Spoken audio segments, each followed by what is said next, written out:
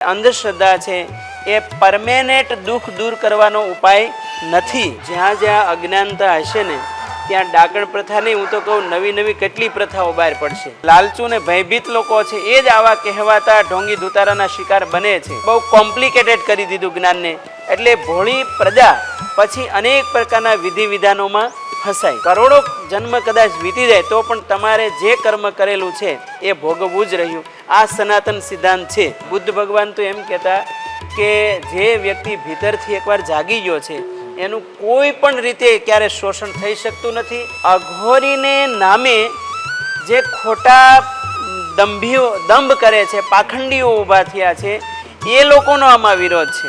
ભૂતયોનીનો સ્વીકાર તો સાયન્સ, એમાં ખાસ કરીને નાસાએ પણ સ્વીકાર કર્યો છે. ભૂત તમને કોઈ રીતે પરેશાન ક્યારે કરતા જ નથી. જો તમે ખોટી અંધશ્રદ્ધાઓમાં ફસાશો તો હંમેશા એક તો કર્મનો સિદ્ધાંત એ વ્યર્થ થઈ જાય, સનાતનના વિરોધમાં એ વાત થાય.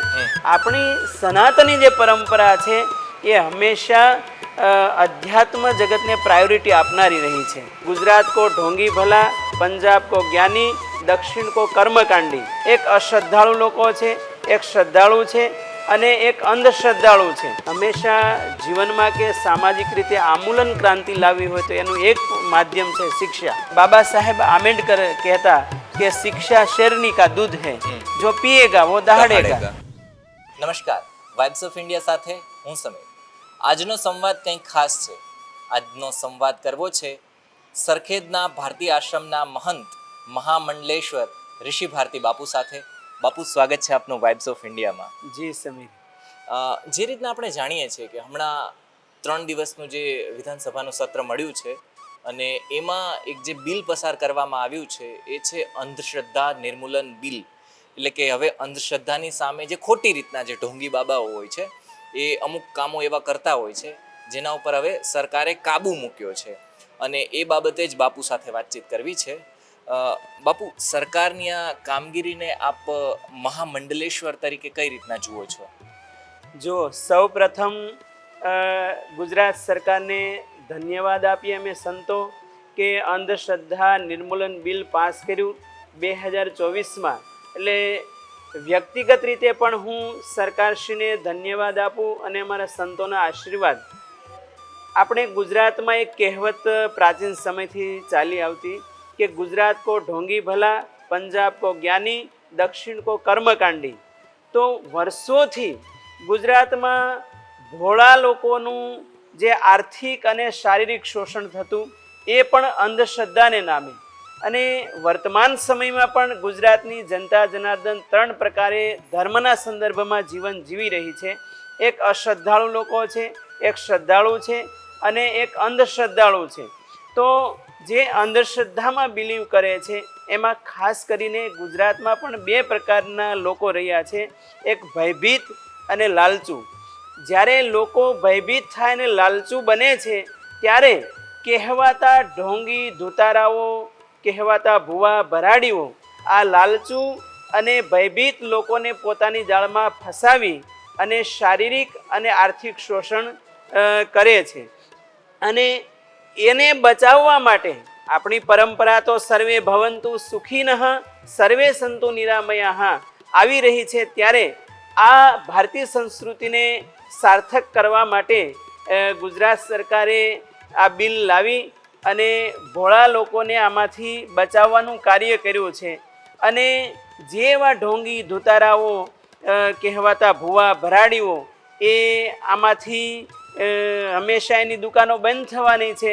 એટલે કદાચ ટીકા ટિપ્પણી પણ અમુક કરવાવાળા હશે, પણ મારે ખાસ કરીને ગુજરાતની જનતા જનાર્દનને કહેવું છે કે આ બિલ લાવવાથી જે લાલચુ અને ભયભીત લોકો છે એ હંમેશામાંથી બચશે અને ગુજરાતની જનતા હંમેશા નિર્ભય રહી છે.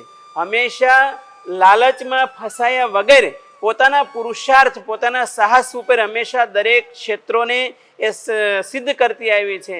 અને એટલા માટે આપણા સુભાષિતકારોએ પણ કહ્યું છે કે કોઈ પણ વસ્તુ કે ઈશ્વરને પ્રાપ્ત કરવો હોય તો પુરુષાર્થ વગર ક્યારેય પ્રાપ્ત નથી થઈ શકતો. અને હંમેશા ભોળા લોકો અને એમાં જે લાલચુ ને ભયભીત લોકો છે એ જ આવા કહેવાતા ઢોંગી ધુતારાના શિકાર બને છે. પણ આપણી સનાતની પરંપરામાં કૃષ્ણ પણ એમ કહે છે કે શરીર યાત્રા પીચ તેન પ્રસિદ્ધ્ય અકર્મણ. જો તમે આળસુ બનીને બેઠા રહેશો તો ક્યારેય પણ તમને સફળતા નહીં વળે. અને એટલા માટે સુભાષિતકારોએ શું કીધું કે ઉદ્યમેન હિ સિદ્ધ્યંતિ કાર્યાણી ન મને રથેહિ સુપ્તસ્ય સિંહસ્ય મુખે મૃગા ન પ્રવિશંતિ. કદાચ આળસુ બનીને સિંહ બેઠો રહેતો પણ એના મુખમાં ક્યારેય એ શિયાળ એના મુખમાં નથી આવતી.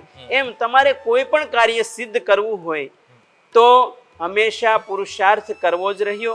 એટલા માટે ગુજરાતની જનતા જનાર્દન એ ક્યારેય પણ આળસુ બનીને ન બેઠી રહે, ક્યારેય એવી ખોટી લાલચોમાં ન આવે, ક્યારેય એવી ભયભીત ન થાય. કારણ કે આપણી વેદોની ઘોષણા છે કે તું કાળથી પણ ક્યારેય ભયભીત ન થતો. ગીતામાં કૃષ્ણ ઉદ્ઘોષણા કરે છે કે નૈનમ છિંદંતી શસ્ત્રાણી નૈનમ દહતિ પાવક ન ચૈનમ ક્લેદયંત્યાપો ન શોષયતી મારુતઃ. તું તો કાળથી પર છો તો પછી શા માટે ભયભીત થવું જોઈએ? અને જ્યારે તું પુરુષાર્થ કરીશ ત્યારે તને ફળ અવશ્ય મળવાનું છે. તો પછી શા માટે એવી ખોટી લાલચમાં આવી અને આવા ઢોંગી લોકોના શિકાર બને છે? તો એટલા માટે અમારો સંતોનો એક આશીર્વાદના રૂપમાં કહું કે ગુજરાતની જનતા જનાર્દન માટે કે જેમ કબીર સાહેબે કીધું કે ઉઠ જાગ મુસાફિર ભોર ભયો અબ રેન કહા જો સોવત હે, જો સોવત હે વો ખોવત હે ઓર જો જાગત હે વો પાવત હે. એટલા માટે જાગ્રત થઈએ અને ગુજરાત સરકારને ફરી ધન્યવાદ આપીએ કે હજુ પણ ગુજરાતના હિતમાં જે પણ કાયદા કાનૂન લાવવા પડે એ હંમેશા લાવવા જોઈએ. જી બાપુ, એક વસ્તુ સમજવી છે, કારણ કે ગુજરાત સરકારે સ્પષ્ટ કહ્યું છે કે શ્રદ્ધા અને અંધશ્રદ્ધા આ બંને વચ્ચેની જે ભેદરેખા છે એ પારખી શકાય એના માટે આ બિલ લાવવામાં આવ્યું છે. આપ મહામંડલેશ્વર છો, આપ જો લોકોને સમજાવી શકો કે શ્રદ્ધા શું છે અને અંધશ્રદ્ધા શું છે તો લોકો માટે બહુ સારું રહેશે. જી જુઓ, આપણે ત્યાં સત અને અસત એવો પણ વેદોમાં ઉલ્લેખ છે.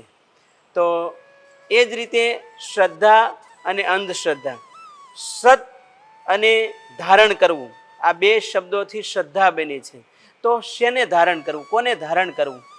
તો શાસ્ત્રો એમ કહે છે કે આ દ્રશ્યમાન જગત જે દેખાઈ રહ્યું છે એમાંથી બે તત્વો સત છે. કયા કયા? તો કે આત્મા અને બીજો પરમાત્મા. આના સિવાય આ જગત જે આખું છે એ પરિવર્તનશીલ કીધું છે. એટલે બેકન પણ એમ કહે છે जिस नदी में आप एक बार उतरोगे दूसरी सेकंड में आप उसमें नहीं उतर सकते. એટલું પરિવર્તનશીલ જગત છે. ત્યારે જે તમારો ખુદનો આત્મા છે, જેમ જનક વિદેહી એમ કહેતા કે મહ્યમ નમઃ, સૌ પ્રથમ હું મને પ્રણામ કરું છું અને પછી બીજા બધાને પ્રણામ કરું છું. એટલે પોતાનો મહિમા કહ્યો છે. અને એ આત્મા તત્વ છે એ સત છે. પછી પરમ સત છે એ પરમાત્મા. જેમ કઠોપનિષદમાં નચિકેતાને યમરાજા કહે છે કે એ પરમ સત ક્યાં છે? તો કીધું કે અંગુષ્ઠ માત્ર પુરુષો મધ્ય આત્મને તિષ્ઠતિ અણોરણીયાન મહતો મહિયાન આત્મા અસ્ય જંતોર નિહિતો ગુહાયામ. કે એ પરમ સત છે એ તારા જીવની અંદર અંતર્યામી સ્વરૂપે બેઠેલું છે. એનું તું ધ્યાન દ્વારા પ્રાપ્ત કરી શકીશ. તો આ સ્પષ્ટ આપણા શાસ્ત્રોનો ઉપદેશ વર્ષોથી કહેવાતો આવ્યો છે. પરંતુ આ માર્ગને છોડી અને લોકો અંધશ્રદ્ધામાં ફસાયા. પણ મને એવું લાગે છે કે એ સમયે જે જ્ઞાનને સહજતાથી કહેવું જોઈતું હતું એ સહજતાથી ન કહેવાયું અને બહુ કોમ્પ્લિકેટેડ કરી દીધું જ્ઞાનને. એટલે ભોળી પ્રજા પછી અનેક પ્રકારના વિધિ વિધાનોમાં ફસાય. એટલા માટે હું કહું છું કે હંમેશા દુઃખમાંથી દૂર કરવા માટેના પણ આ ભારત દેશમાં બે ઉપાયો રહ્યા છે. એક વાસ્તવિક ઉપાય અને કાલ્પનિક. વાસ્તવિક ઉપાય ઉપનિષદોએ બતાવ્યો, જે બુદ્ધે બતાવ્યો, કબીરે બતાવ્યો, વિવેકાનંદે બતાવ્યો. એ વાસ્તવિક ઉપાય શું કે આપણા જીવનમાં જે કરેલા કર્મો છે એ દરેક માણસે હંમેશા ભોગવવા જ રહ્યા. અવશ્યમેવ ભોક્તવ્યમ કૃતમ કર્મ શુભાશુભમ ના ભુક્તમ ક્ષીયતે કર્મ કલ્પકોટી શતૈરપી. કરોડો જન્મ કદાચ વીતી જાય તો પણ તમારે જે કર્મ કરેલું છે એ ભોગવવું જ રહ્યું. આ સનાતન સિદ્ધાંત છે. અને જો તમે ખોટી અંધશ્રદ્ધાઓમાં ફસાશો તો હંમેશા એક તો કર્મનો સિદ્ધાંત એ વ્યર્થ થઈ જાય, સનાતનના વિરોધમાં એ વાત થાય, અને પુરુષાર્થમાં કરવાનો રહેતો નથી, એ પણ સિદ્ધાંત ખોટો પડે. એટલા માટે જે કાલ્પનિક ઉપાયો આ દેશમાં આવ્યા એ આવા ઢોંગી ધુતારા લોકો લઈ આવ્યા છે. અને એટલા માટે જે ટેમ્પરરી ઉપાય છે દુઃખ દૂર કરવાના, એ હંમેશા અંધશ્રદ્ધાને માર્ગે જ લોકો ચાલ્યા છે. એ લોકો ટેમ્પરરી દુઃખ દૂર કરી શકે છે, પરંતુ પરમેનન્ટ દુઃખ ક્યારેય દૂર થતા જ નથી.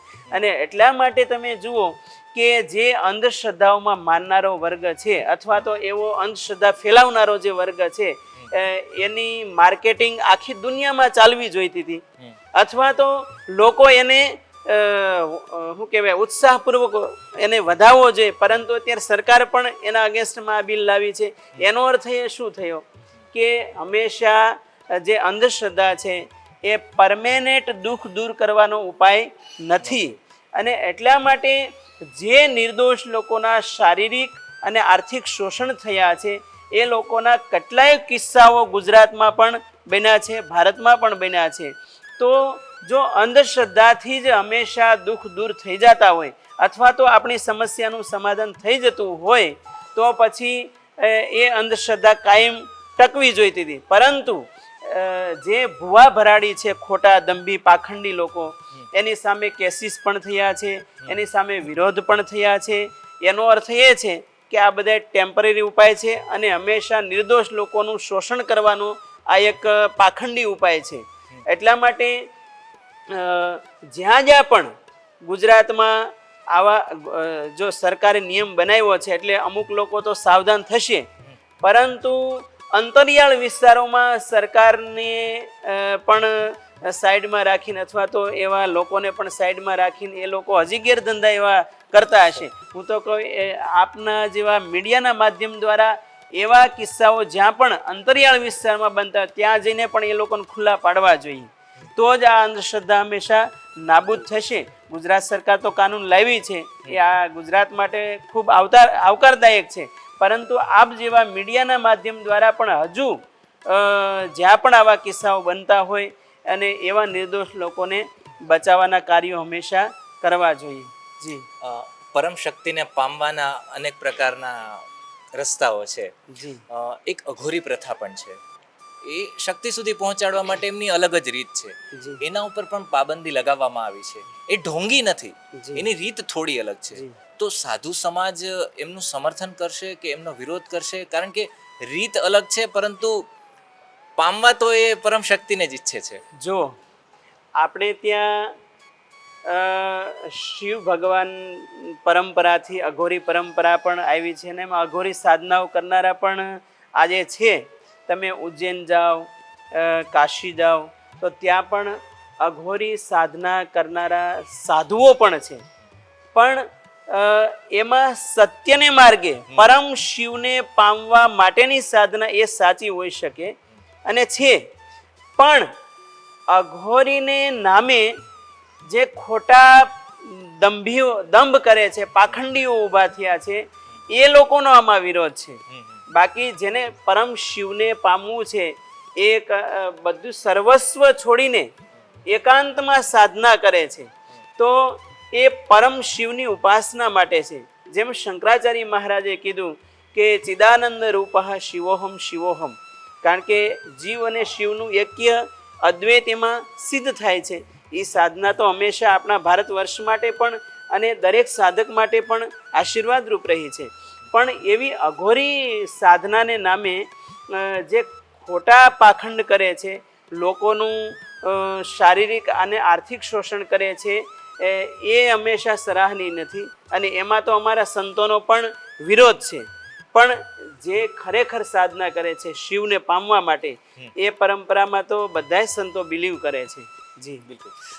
અમુક વાર એવું થાય છે કે અમુક જે ઢોંગી લોકો હોય છે એ તારી અંદર ભૂત છે, હું એને ભગાવી દઈશ ને એવું બધું કરી અને લોકોને લૂંટતા હોય છે. તો આ ભૂત પ્રેત ઉપર પણ કાબૂ થાય, એટલે સરકાર આવા ઢોંગી લોકો ઉપર કાબૂ લાગે એ રીતના પણ વાત આમાં બિલમાં કરવામાં આવી છે.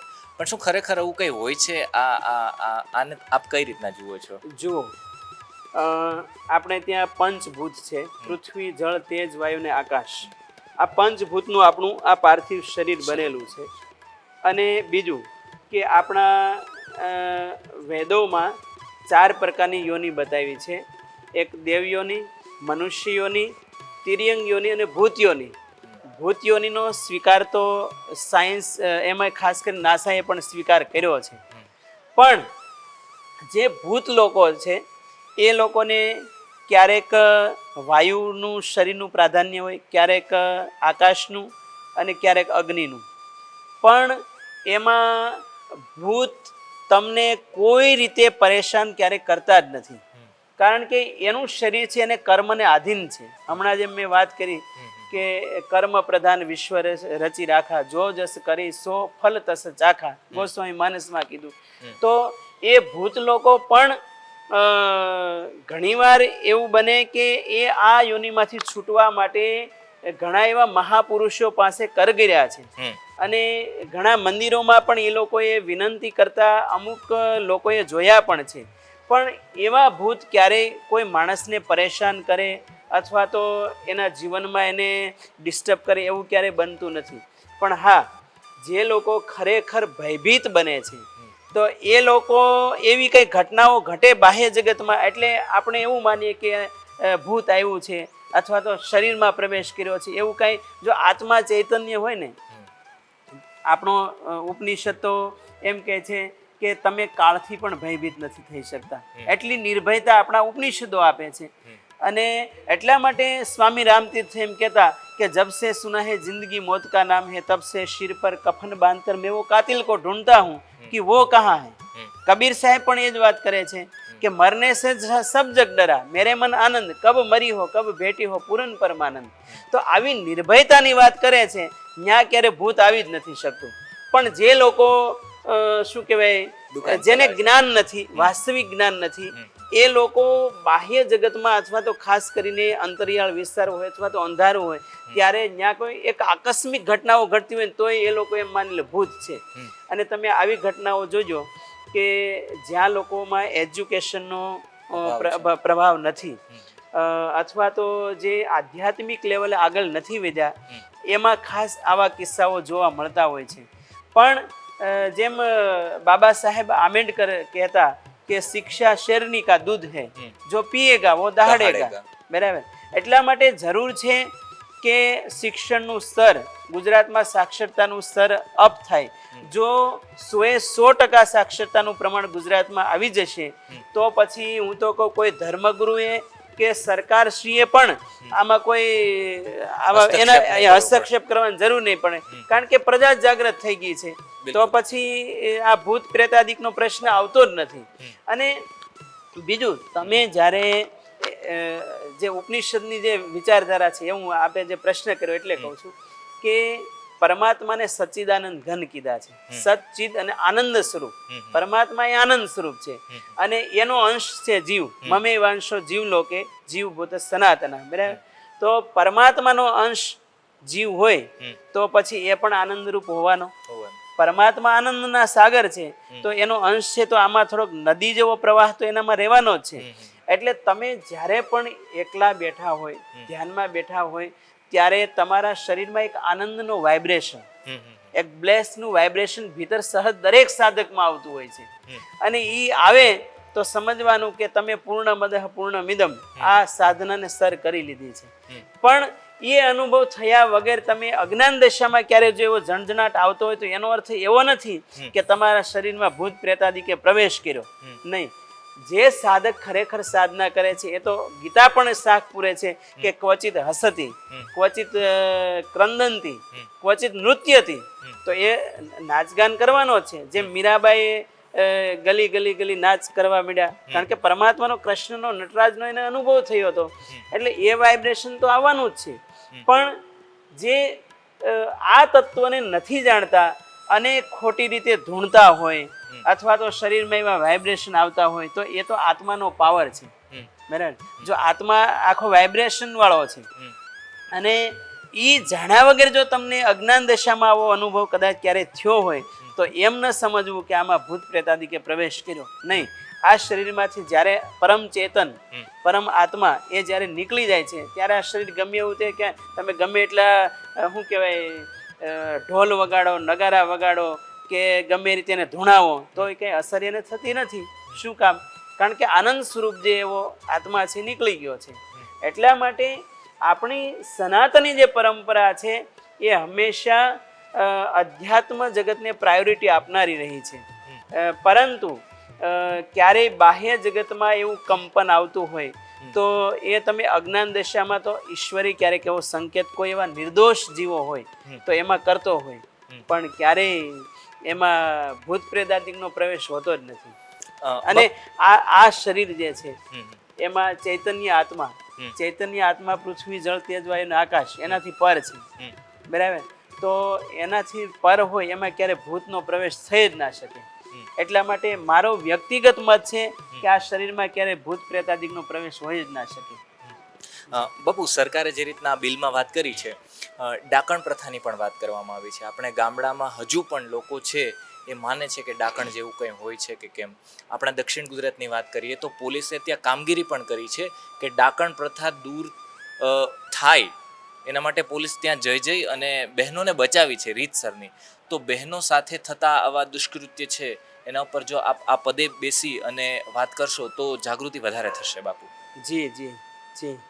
જુઓ, આપણે ત્યાં નારી શક્તિને યત્ર નાર્યસ્સુ પૂજ્યંતે રમંતે તત્ર દેવતા, આ નારી શક્તિને આટલું સન્માન ભારત દેશ જ આપી શક્યો છે.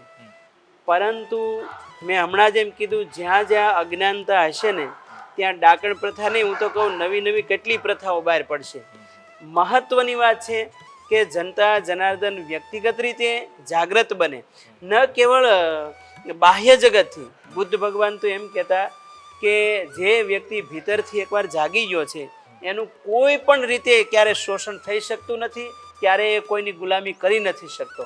અને એટલા માટે જરૂર છે કે જે ઘરમાં સમજદાર સભ્યો હોય, મા બાપ હોય, એણે પોતાના બાળકોને હંમેશા ભણાવવા જોઈએ.